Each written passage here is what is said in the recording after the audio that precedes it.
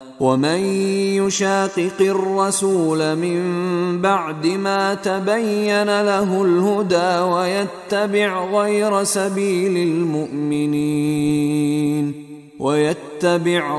سبيل المؤمنين نوله ما تولى ونصله جهنم وساءت مصيرا۔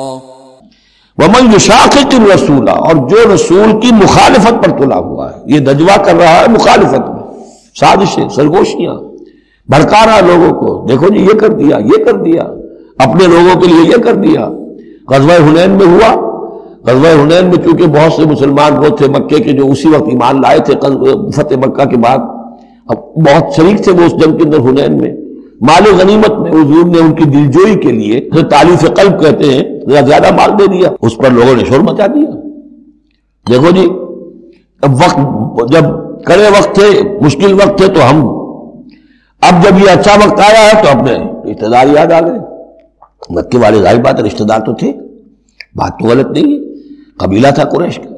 یہ 100 طرح کی باتیں جو آج ہوتی ہیں وہی ہوتی تھی ہمیشہ، یہ انسان کی فطرت جو ہے اس میں کوئی تغیر و تبدل نہیں ہوا ہے۔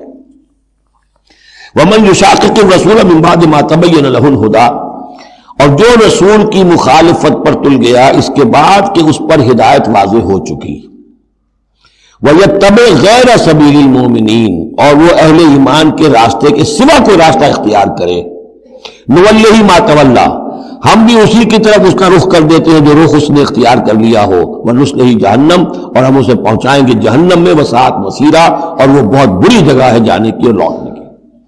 یہ آج بڑی اہم ہے اس اعتبار سے کہ امام شافعی رحمۃ اللہ علیہ یہ کہتے ہیں کہ میں نے اجماع کا جو معاملہ ہے قرآن مجید سے تلاش کرنے کی کوشش کی اور مجھے نہیں ملا۔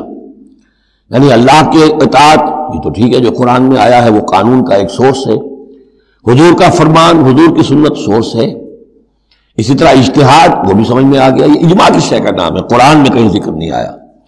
تو کہتے ہیں کہ میں نے 300 مرتبہ پورا قرآن پڑھا شروع سے آخر تک، صرف اس ایک مسئلے کو سامنے رکھ کر کہ مجھے اجماع کے لیے کوئی دلیل قرآن سے ملے۔